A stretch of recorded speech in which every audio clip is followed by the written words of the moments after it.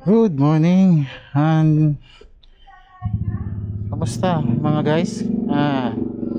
Ito kami ngayon sa garahe at ihahatid ko ngayon si daughter number 2. Say hi Alex. Say hi Alex. Hi. Hi. A few moments later. Bali ang schedule pala nito ni daughter number 2 si Alex ay tuwing Tuesday and Friday. Bali 12 to 2 siya. 2 hours yung therapy niya every week. So after ko siyang hihatid is siguro mag-short ride muna ako kasi habang inaantay ko siya, kasi 2 oras siyang nandun eh. So hindi muna ako pa makakauwi muna sa bahay. Ikot-ikot muna ako dito sa mga malalapit lang kasi hindi tayo pwedeng lumayo at alam mo na, baka hindi ko masundo yung bata later. Mapapansin nyo medyo makulimlim pero actually okay naman siya. Hindi naman masyado makulimlim lang pero mainit. Mainit pa rin dito sa sa lugar namin.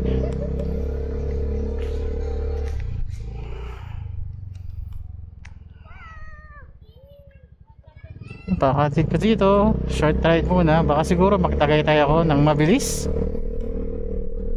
So mamaya guys, pakihatid ko muna siya. Then after that, ulit tayo. Samahan nyo ako. And we're back. Nahatid ko lang sa therapy yung pangalawa ko. Ngayon meron lang akong dadaanan pa bago ako mag-proceed sa aking pinabalak na short ride kasi maghahanap ako ng isa pang jersey. Kasi yung nangyayari kasi isa lang yung parang jersey ko sa pagmumotor. Pagmotor ko isa lang ang jersey ko, so kailangan ko pang humanap ng isa pa para meron ako papalitan kasi ang hirap maglaba lagi. Pagkakagamit lalaban ko na kasi, so baka kumupas kasi agad pag araw-araw mo siya nilalaban. So hahanap ako, pupunta ako kay Jay, sa shop ni Jay. Dito kasi sa Kabuyaw andito naman yung shop ni Jay, kaya doon na lang yung pupuntahan ko. Si Team Katagumpay Store Moto Gears, doon tayo pupunta ngayon para maghanap ng jersey yung medyo mura lang, pamalit-labalit lang. Punta tayo doon ngayon. Okay?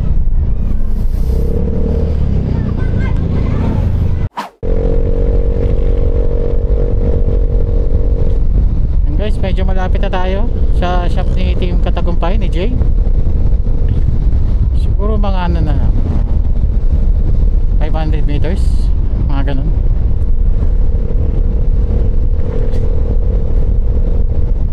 Malapit na tayo. So ito pala yung Ecamatic Works. Ito yung kilalang magaling mag-wiring dito sa Laguna. At pinalayo pa talaga siya. Legit yan mga tol, mga par. Ang ko kasi minsan napapagawa ko sa malayo kasi yung wala pa to. Kasi ang kasi dyan, yung filosofiya mo kasi dyan, okay na akong bumiyahe ng malayo, at least sigurado.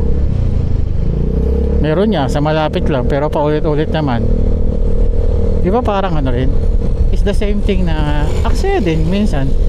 Hindi pa naman nilahat na merong iba, meron talagang iba talaga pa, basta mas malapit kasi akala mo sinabi marunong pero hindi naman pala. Galit ka ba? Mararamdaman mo siya after ilang buwan mo lang ginagamit, tapos sisira na kagad. Pero kasi minsan yung mga pinapawarin ko, yung hindi pa siya available dito sa Laguna, hindi pa bukas yung Ecamatic, dumadayo pa ako ng Manila. Yung mga trusted naman nag-o-wiring ng motor, doon pa ako dumadayo. At least ang beses ka lang mabiyahe, hindi ka na bibigyan ng sakit ng ulo, di ba? Wow naman! Wow! Wow! Yun ang ko, parang opinion ko, ganun ako eh.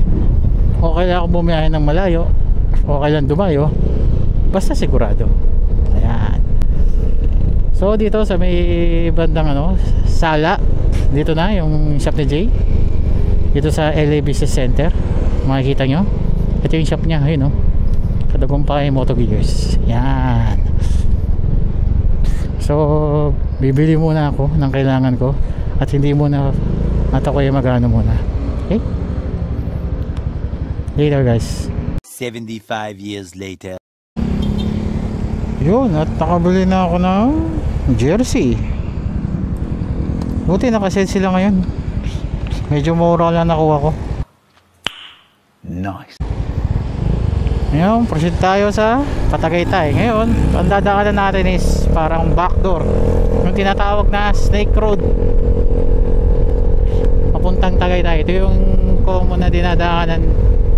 Hindi siya pala siya common na dinadaanan. Di totoo yan. Kasi nga, kunyari iwas ka lang sa traffic, gusto mo dito dumaan, 4 wheels pwede dumaan doon. Nadaanan natin ngayon yung sa Snake Road. Ito yung parang backdoor niya. Ito kasi dati kasi wala pa yung daan na yun. Ngayon parang dinedevelop na. Yung last time kasi nung dumaan ako doon, naka rough road pa yung portion niya. Pero ewan ko lang ngayon, siguro after 6 months ago ako nung pumunta doon eh. So tignan natin ngayon kung sementado na siya o yung ibang portion doon ay sementado na. Okay? Bali yung entry point doon is sa may bandang Parehan Calamba. Pakita ko sa inyo mamaya kung saan yung entry point niya. One eternity later. Okay guys, malapit na tayo doon sa entry point na sinasabi ko. Ito na yung Barangay Parehan sa may Calamba.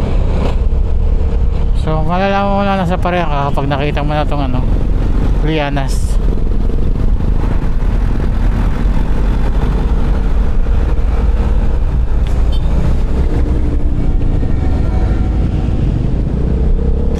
So yung entry point niya is after ng Petron gas station, kakanan tayo.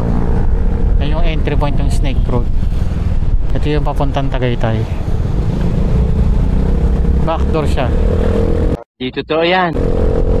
Pero ang labas mo dito is Tagaytay Calamba Road. Bola lang yan. So ito itong Petron, kakanan na tayo dito. Dito pag nakita mo itong inasal na to, kanan na tayo dito.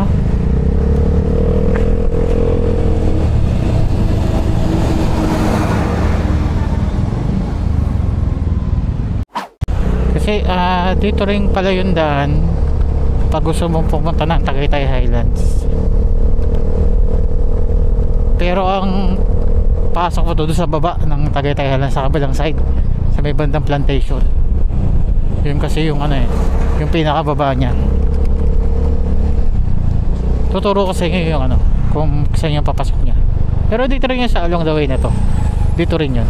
May mga nagmumotor din na dumadaan dito para makaiwas sa traffic or gusto ng adventure. Kasi dito kasi medyo maganda yung daan sa umpisa. Yung bandang portion may rough road. Ayun yung bandang naman after ng rough road sementado naman. Pero medyo matarik yung daan compare mo doon sa usual na daanan sa Tagaytay Santa Rosa Tagaytay Road. Medyo kakaiba lang dito, medyo matarik siya. Papakita ko sa inyo mamaya kung bakit ko sinabing matarik talaga siya. Okay, dito tayo sa Barangay Prinsa. Ito na, tumawid na tayo ng sa overpass ng SLEX. Ito yung lugar na to, katabi siya ng Batino,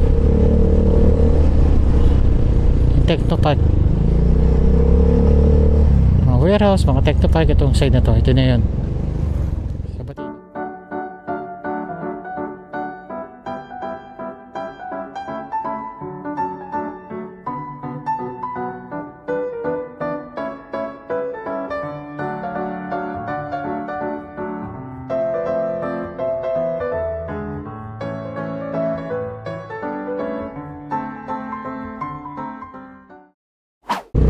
Guys, ito nakita nyo, CTIT. Ito na yung Batino. Pag kumanang ka dito, papunta ka doon sa Technopark sa Batino. Dyan po yan. 1 minute 37 seconds later. Dito na tayo sa Barangay Punta, Calamba City.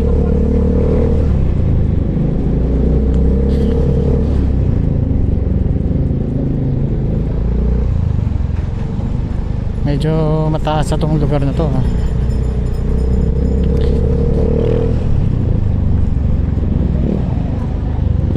Panahon, naku po, huwag ka sanang umulan, please lang. At mahirap sa akin pag umulan. Sana umabot na huwag umulan.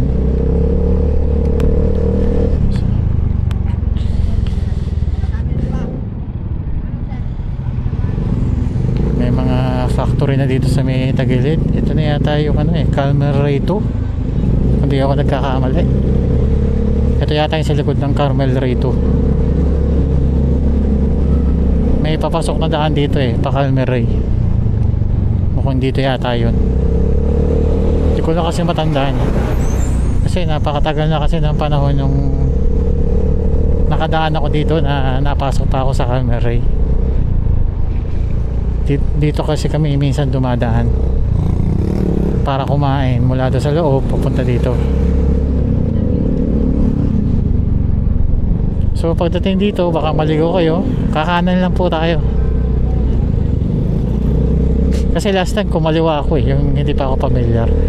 Medyo naligaw ako doon. Kasi dulo na pala niya subdivision, tapos putol na yung daan niya. Ngayon since alam ko na, dito na ako ngayon sa kumana na ako.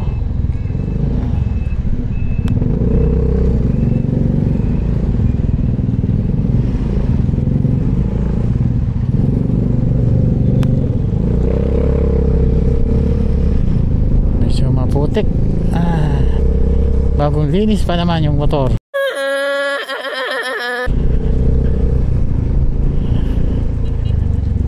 Yikes. Pero ulitin na lang ulit natin. Pupunasan na lang ulit.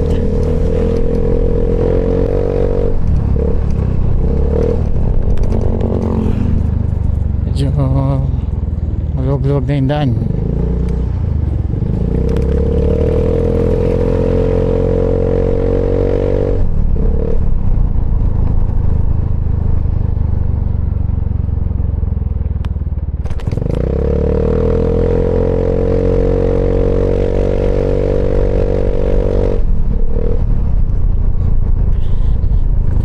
So dito naman guys, pag lumiko kayo dyan, pupunta kayo sa Ciudad de Calamba. Meron din daan dyan. Ang daan dyan doon sa may sa may Batino na. Doon na entry point nun sa may Batino. Sa mga susunod nating episode is dadaanan din natin yan. Kasi actually marami ditong point ng mga daan na papuntang Tagaytay. Marami siya. Marami kayong pwede pagpilian. Bola lang yan. Kunyari kung sobrang traffic na sa may Santa Rosa Tagaytay Road, pwede kayo mag-alternate route dito. Pero mas maayos yung daan sa may Ciudad de Calamba, kasi hindi mo nakalaan dumaan doon sa masisikip na na daan magmula doon sa Parean. Pagdating mo doon sa may Ciudad de Calamba, ang lawak ng daan doon, kasi parang private subdivision yan Last time kasi bawal pumasok doon, kailangan mo ng sticker. Ngayon naman nakakadaan na, pinapa-access na nila. Tapos meron din sa may bandang Santa Rosa, Panabali, paakyat naman siya doon sa roundabout sa may Silangan. Pwede ka mag-entry po sa may Silangan exit sa Calmer Ray, tapos papunta doon sa roundabout sa may Nuvali. Tapos pwede rin naman din doon sa may Nuvali Santa Rosa rin. Dati kasi yung mga mga last time is yung daan na yon ay hindi pinapayagang matagusan ng walang sticker ng Greenfield. Ngayon nung huling I think na siya tumatakbo na siya ng mahigit isang taon binuksan na siya sa public. Parang pagpupunta ko doon sa roundabout, magmula ka doon sa Nubali, papasok ko doon sa roundabout is papuntang Kanlubang Country Club, nakakadaan na siya, pwede na siya. Hindi na sila naninita ng mismo ng walang sticker. Ina-allowed nila lahat ng motorista. Pero dun sa may sa kabilang side ng Greenfield, sa kabilang gate, hindi pa nila ina-allow. Kailangan mo ng sticker ng Greenfield kahit nakamotor. Yan yung entry point dun sa Mamplasan.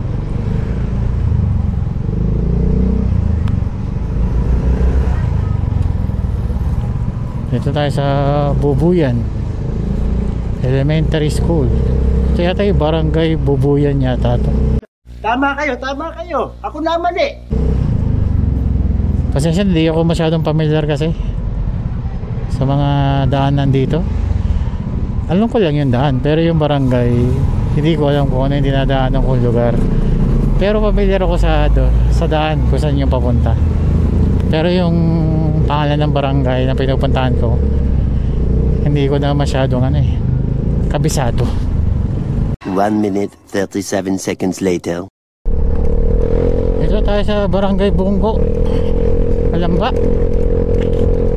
Medyo malapit tayo papasok nung sa Tagaytay Highlands. Dito na siya.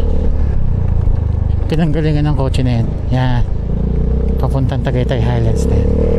Tapos dito tayo sa pataas. Ito yung papuntang Tagaytay. Di totoo yan. Ito yung pa Snake Road.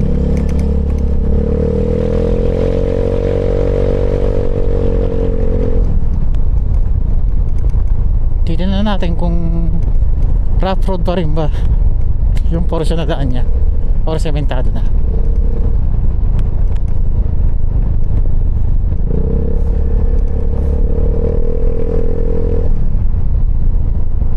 Medyo makulimlim din dito. Sana huwag umulan.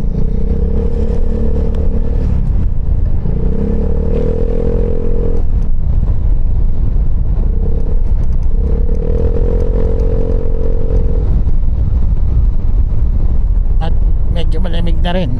Medyo malamig siya. Sobrang lamig niya. Kasi second summer capital of the Philippines, Tagaytay. Medyo mataas rin kasi yung elevation niya. Medyo malamig na. Malamig na siya. Tapos makulimlim pa. Hindi pa makaaraw. Kaya lalong gumanda yung panahon. Huwag lang siyang ulan. Sana ganito lang lagi yung panahon para yung mga rider hindi nangingitim. Hayop ka talaga! Ang ganda mong lalaki! Kasi karinin mo namang kalaban ng mga rider, init eh. Kaya lagi naka long sleeve na ganito mo. Kasi pag di ka nag long sleeve, sunog ang braso mo. A few moments later.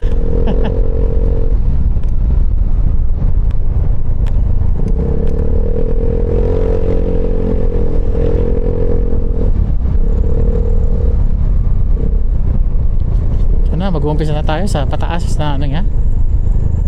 Ito na yung start niya ng pataas. Ayan.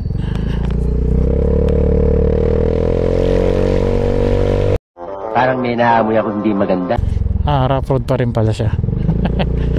Nakita nga lang sa camera na parang hindi parang mababa lang, pero hindi, matarik po to. Sobra. Napakatarik po niya. Yan. Sometimes I scare myself. Kaya minsan meron pa rin masyadong dumadaan. Kasi kita nyo naman, rough road siya, tapos para kaya mo nasa kagubatan ka na. Actually kagubatan talaga ang dating niya. Ito na yung tulay. Dati kasi wala yung tulay na yan. Putol to. Hindi pa to ginagawa ng access road. So ngayon nilagyan na ng access road to. Ito yung parang backdoor na Snake Road. Pag galing kang Kalamba, pwede kang dumaan Tagaytay, dito ka dadaan. Alternative route to. Meron pa mga alternative route, siguro sa susunod na episode na lang yun, sa susunod na vlog natin yun. Ito kasi, ito muna yung natin, parang madaanan tong tulay na to. Yan, rough road pa rin siya. Kung makita mo si kuya doon, paakyat yan. Medyo matarik, tapos rough road pa. Yan. Tayo sa tulay na to.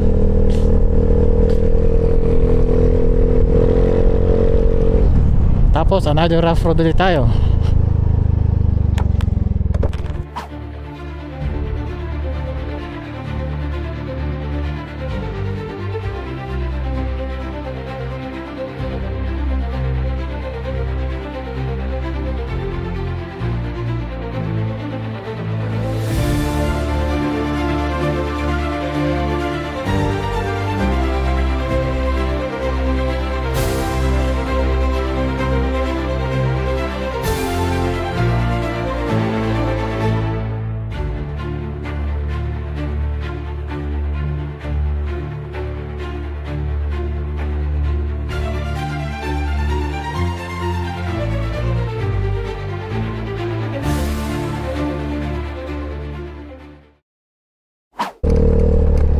na, sementado na to.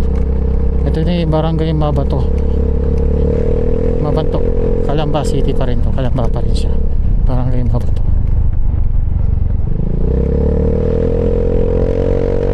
Itong lugar na to is, ito na yung pataas.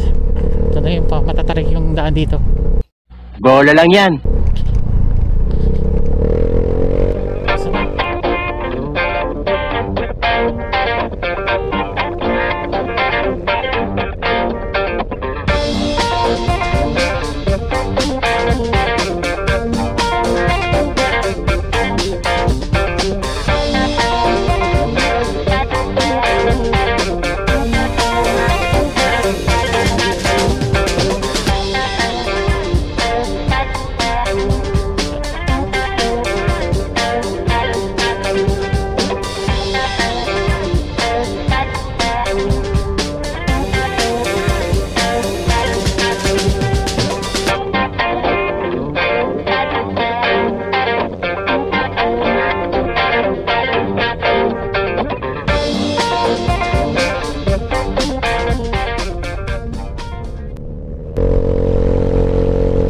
Kaya yung iba hindi masyadong dumadaan dito kasi nga sobrang tarik niya. Ginawa lang talaga to para alternative route lang talaga siya kung gusto mong bumaba ng Laguna. Pero sa Calamba nga lang, kung makikita nyo, nagpa-fog na dito. Wow! Wow! Medyo naambo na.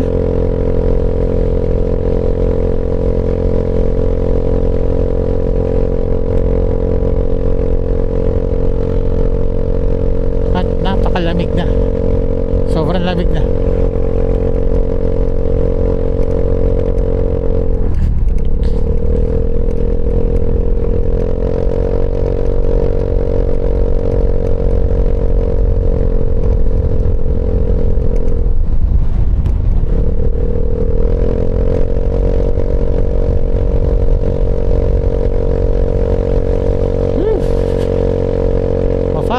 At ang lamig.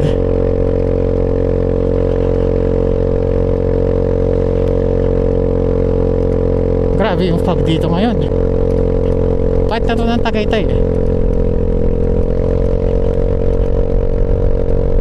medyo pa fog lang talaga ngayong time na to. Kaya medyo dahan-dahan ka lang dapat natakbo kasi medyo malabo yung daan.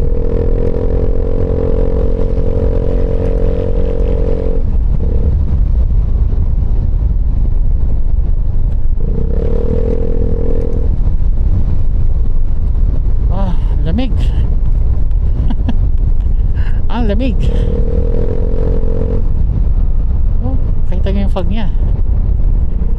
Kapag siya ma-fog. Nice.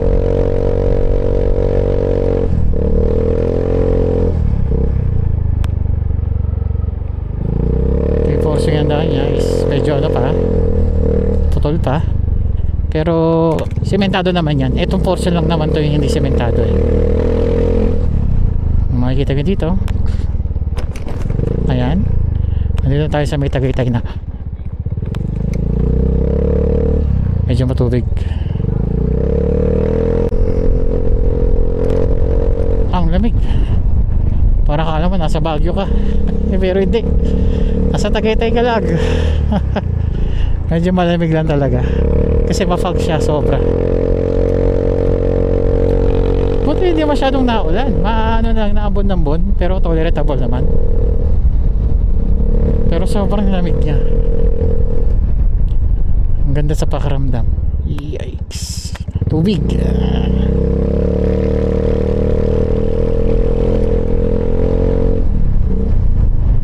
Medyo putol-putol pa yung daan, pero tolerable naman siya.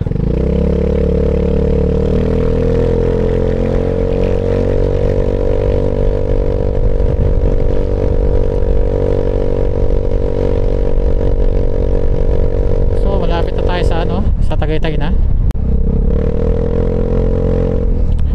Bale, ito na yung dahan na dulo nito is yung Palace in the Sky.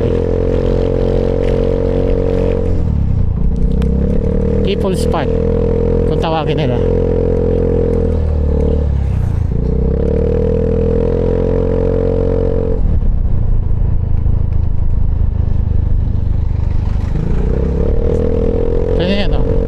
East. Barangay Dapdap East. Pag pumunta ka dyan sa kanan, ito na yung papuntang Kasili sa may roundabout. Pag dito ka naman sa kaliwa, papuntang People's Park, Tagaytay, Palace in the Sky. Tapos doon ako bababa sa may Santa Rosa, Tagaytay Road na ako bababa doon. Doon ako bababa kasi nga medyo mabilis ang biyahe doon compare dito sa Kasili. Kasi dadaan ka pa dyan ng The Mansion, may rough road pa rin doon eh. Pero dito na ako dadaan pa uwi. Pabalik doon sa susunduing therapy. Kasi susundo pa ako. So after nitong ko dito, mapag lang siya. Hindi lang mapag lang, mapag talaga. Medyo medyo kapag kabisado mo na yung daan dito, hindi ka naman mahihirapan. Pero sa mga nagpa first time, kapag ganitong kapag dito, ingat-ingat na lang po. At medyo malabo po yung daanan niya.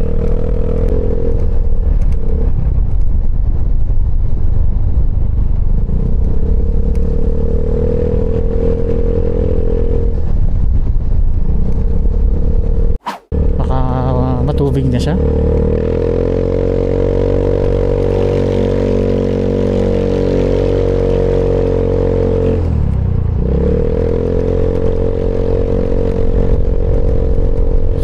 Chill ride dito. Talagang sobrang lamig niya.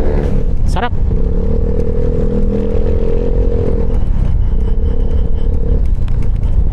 So bali ito na yung dulo niya. So kapag kumaliwa ka dito, pupunta ka sa People's Park. Yan. Yan yun. Palace in the Sky. Pag dito sa kanan, ito yung papuntang Tagaytay City. Tagaytay na to dito.